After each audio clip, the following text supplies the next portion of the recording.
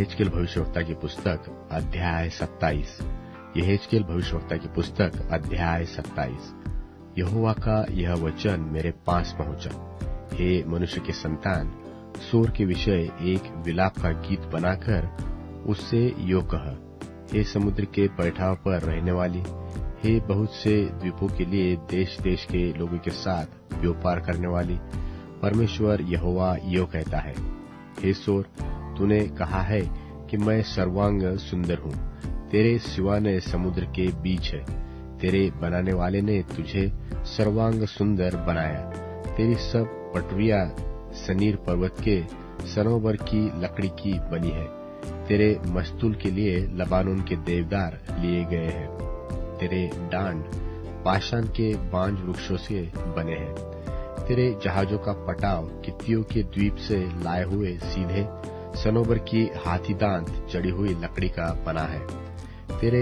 जहाजों के पाल मिस्र से लाए हुए बूटेदार सन के कपड़े के बने कि तेरे लिए झंडे का काम दे, तेरी चांदनी एलिशा के द्वीपों से लाए हुए नीले और बैंजनी रंग के कपड़ों की बनी, तेरे खेने वाले सीदोन और अर्वद के रहने वाले थे, हे सोर, तेरे ही बीच के बुद्धिमान लोग तेरे मांझी थे, तेरे कारीगर जोड़ाई करने वाले गबल नगर के पुरनिये और बुद्धिमान लोग थे, तुझमें व्यापार के लिए मल्लाहों समेत समुद्र पर वे सब जहाज तुझमें आ गए थे, तेरी सेना में फारसी, लूदी और पुती लोग भर्ती हुए थे, उन्होंने तुझमें ढाल और टोपी टांगी और उन्हीं के कारण तेरा प्रताप बढ़ा था, तेरी शहर पनाह पर तेरी सेना के साथ अर्वद के लोग चारों ओर थे और तेरे गुम्मटों में शूरवीर खड़े थे,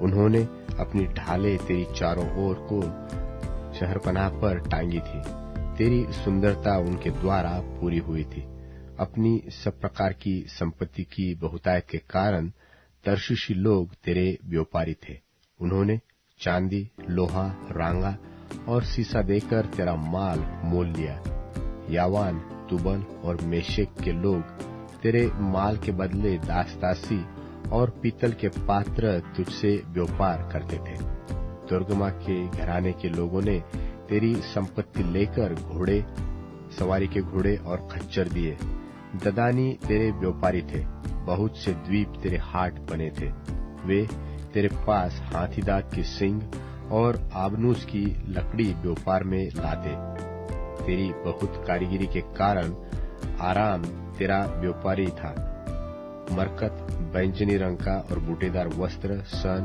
मूंगा और लाडली देकर वे तेरा माल लेते थे, यहूदा और इस्राएल भी तेरे व्यापारी थे, उन्होंने मिन्नित का गेहूं, पन्नग और मधु, तेल और बलसान देकर तेरा माल लिया, तुझमें बहुत कारीगिरी हुई और सब प्रकार का धन इकट्ठा हुआ, इससे दमिश्क तेरा व्यापारी हुआ, तेरे पास हेलबोन का दाखमधु और उजला ऊन पहुंचाया गया, वदान और यावान ने तेरे माल के बदले में सूद दिया और उनके कारण औलाद, तज और अगर में भी तेरा व्यापार हुआ, सवारी के 4 जामे के लिए ददान तेरा व्यापारी हुआ, अरब और केदार के सब प्रधान तेरे व्यापारी ठहरे, उन्होंने मेमने, मेंढे, बकरे लाकर तेरे साथ लेन देन किया, शबा और रामा के व्यापारी तेरे व्यापारी ठहरे, उन्होंने उत्तम उत्तम जाति का सब भांति का मसाला, सर्व भांति के मनी और सोना देकर तेरा माल लिया, हारान, कन्ने, एदेन, शबा के व्यापारी और अशूर और कलमत ये सब तेरे व्यापारी ठहरे, इन्होंने उत्तम उत्तम वस्तुएं अर्थात ओढ़ने के लिए और बूटेदार वस्त्र और डोरियों से बंधी और देवदार की बनी हुई चित्र विचित्र कपड़ियों की पेटियां लाकर तेरे साथ लेन देन किया, तर्शीश के जहाज तेरे व्यापार के माल के ढोने वाले हुए, उनके द्वारा तू समुद्र के बीच रहकर बहुत धनवान और प्रतापी हो गई थी, तेरे खिवैयों ने तुझे गहरे जल में पहुंचा दिया है और पुरवाई ने तुझे समुद्र के बीच तोड़ दिया है, जिस दिन तू डूबेगी उसी दिन तेरा धन संपत्ति, व्यापार का माल, मल्लाह, मांझी, जुड़ाई का काम करने वाले, व्यापारी लोग और तुझमें जितने सिपाही है और तेरी सारी भीड़ भाड़ समुद्र के बीच गिर जाएगी। तेरे मांझियों की चिल्लाहट के शब्द के मारे तेरे आसपास के स्थान कांप उठेंगे और सब खेने वाले और मल्लाह और समुद्र में जितने मांझी रहते हैं वे अपने अपने जहाज पर से उतरेंगे और वे भूमि पर खड़े होकर तेरे विषय में ऊंचे शब्द से बिलक बिलक कर रोएंगे। वे अपने अपने सिर पर धूलि उड़ाकर राख में लौटेंगे और तेरे शोक में अपने सिर मुंडवा देंगे और कमर में टाट बांधकर अपने मन के कड़े दुख के साथ तेरे विषय में रोएंगे और छाती पीटेंगे। वे विलाप करते हुए तेरे विषय में विलाप का यह गीत बनाकर गाएंगे। सोर जो अब समुद्र के बीच चुपचाप पड़ी है, उसके तुल्य कौन नगरी है? जब तेरा माल समुद्र पर से निकलता था तब बहुत सी जातियों के लोग तृप्त होते थे। तेरे धन और व्यापार के माल की बहुतायत से पृथ्वी के राजा धनी होते थे। जिस समय तू अथाह जल में लहरों में टूटी, उस समय तेरे व्यापार का माल और तेरे सब निवासी भी तेरे भीतर रहकर नाश हो गए। टापुओं के सब रहने वाले तेरे कारण विस्मित हुए और उनके सब राजाओं के रोए खड़े हो गए और उनके मुंह उदास देख पड़े हैं। देश देश के व्यापारी तेरे विरुद्ध हथौड़ी बजा रहे हैं। तू भय का कारण हो गई है और फिर स्थिर न रह सकेगी। यहेजकेल भविष्यवक्ता की पुस्तक अध्याय 28। यहेजकेल भविष्यवक्ता की पुस्तक अध्याय 28। यहोवा का यह वचन मेरे पास पहुंचा। हे मनुष्य के संतान, सोर के प्रधान से कह, परमेश्वर यहोवा यो कहता है कि तूने मन में फूलकर यह कहा है, मैं ईश्वर हूँ, मैं समुद्र के बीच परमेश्वर के आसन पर बैठा हूँ। परंतु यद्यपि तू अपने आप को परमेश्वर सा दिखाता है, तो भी तू ईश्वर नहीं मनुष्य ही है। तू दानियल से अधिक बुद्धिमान तो है, कोई भेद तुझसे छिपा न होगा। तूने अपनी बुद्धि और समझ के द्वारा धन प्राप्त किया और अपने भंडारों में सोना चांदी रखा है। तूने बड़ी बुद्धि से लेन देन किया, जिससे तेरा धन बढ़ा और धन के कारण तेरा मन फूल उठा है। इस कारण परमेश्वर यहोवा यो कहता है, तू जो अपना मन परमेश्वर सा दिखाता है, इसलिए देख, मैं तुझ पर ऐसे परदेशियों से चढ़ाई कराऊंगा जो सब जातियों से अधिक बलात्कारी है। वे अपनी तलवारें तेरी बुद्धि की शोभा पर चलाएंगे और तेरी चमक दमक को बिगाड़ेंगे। वे तुझे कब्र में उतारेंगे और तू समुद्र के बीच के मारे हुओं की रीति पर मर जाएगा। तब क्या तू अपने घात करने वाले के सामने कहता रहेगा कि तू परमेश्वर है? तू अपने घायल करने वाले के हाथ में ईश्वर नहीं, मनुष्य ही ठहरेगा। तू परदेशियों के हाथ से खतनाहीन लोगों की नाई मारा जाएगा। तो भी मैं ही ने ऐसा कहा है, परमेश्वर यहोवा की यह वाणी है।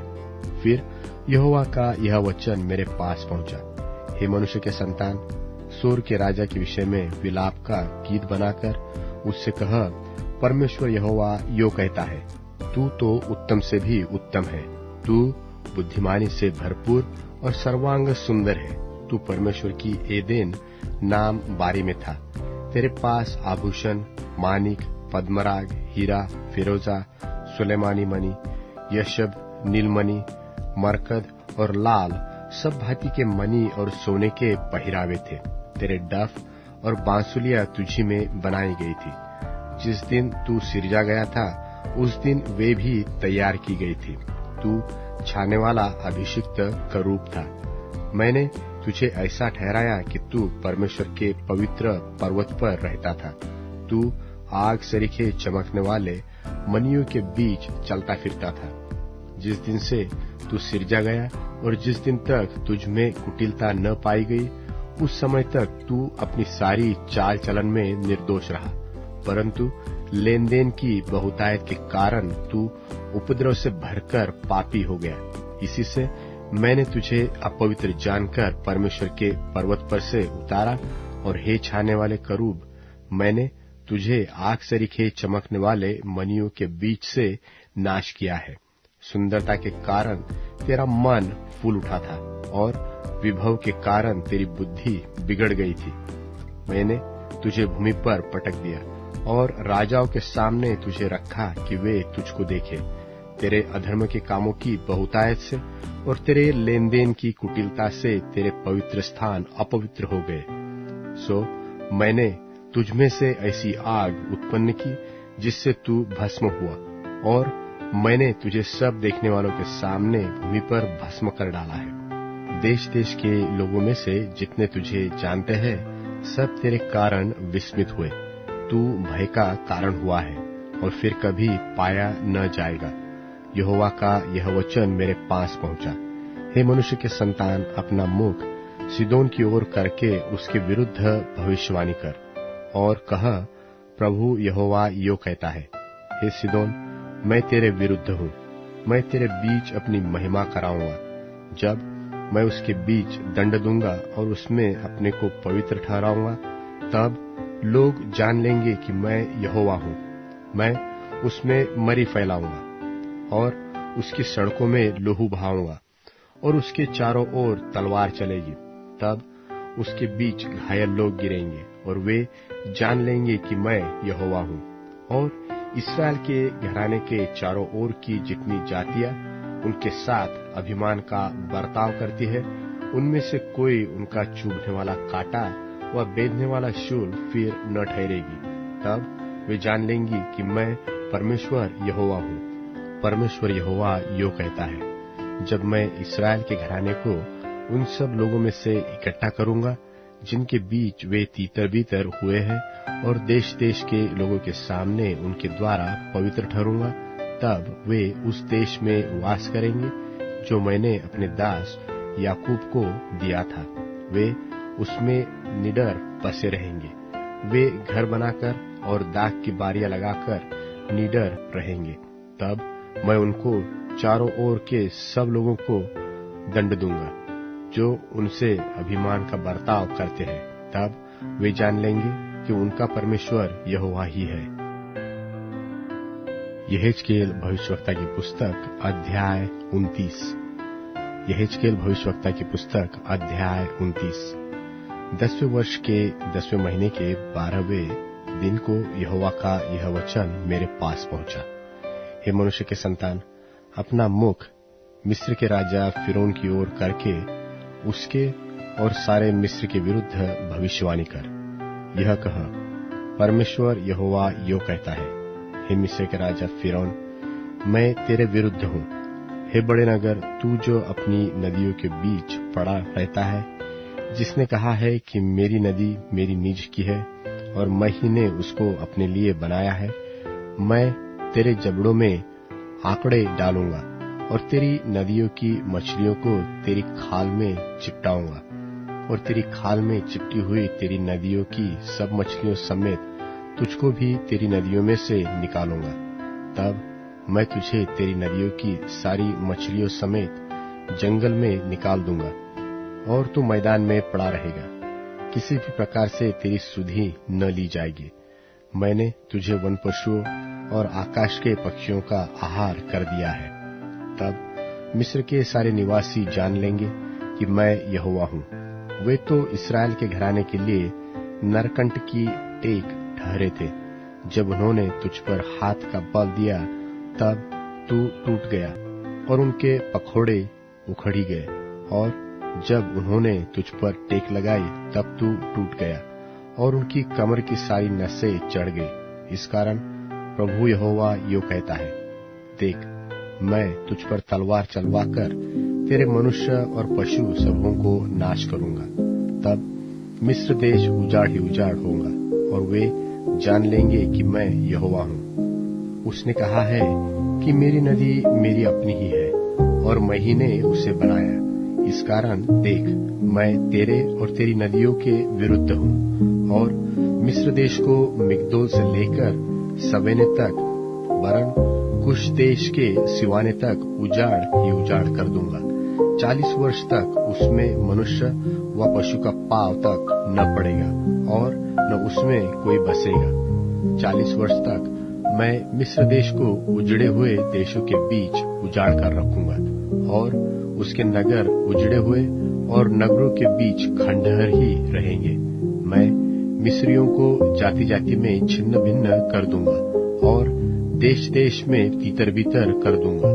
परमेश्वर यहोवा यो कहता है कि 40 वर्ष के बीतने पर मैं मिस्रियों को उन जातियों के बीच से इकट्ठा करूंगा जिनमें वे तीतर बीतर हुए, और मैं मिस्रियों को बंधुआई से छुड़ाकर पत्रास देश में जो उनकी जन्मभूमि है फिर पहुंचाऊंगा और वहां उनका छोटा सा राज्य हो जाएगा।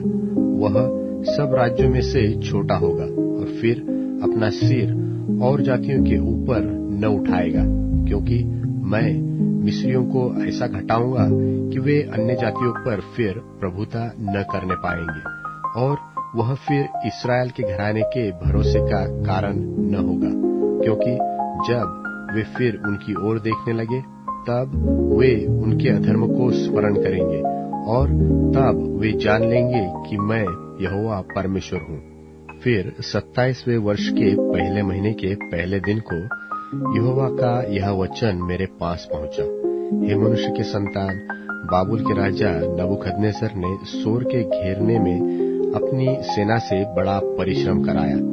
हरेक का सिर चंदला हो गया और हरेक के कंधों का चमड़ा उड़ गया, तो भी उसको सोर से न तो इस बड़े परिश्रम की मजदूरी मिली और न उसकी सेना को। इस कारण परमेश्वर यहोवा यो कहता है, देख, मैं बाबुल के राजा नबूकदनेस्सर को मिस्र देश दूंगा और वह अपनी भीड़ को ले जाएगा और उसकी धन संपत्ति को लूटकर अपना कर लेगा।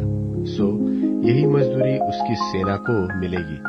मैंने उसके परिश्रम के बदले में उसको मिस्र देश इस कारण दिया है कि उन लोगों में मेरे लिए काम किया था। परमेश्वर यहोवा की यही वाणी है। उसी समय मैं इस्राएल के घराने का एक सिंग उगाऊंगा और उनके बीच तेरा मुंह खोलूंगा और वे जान लेंगे कि मैं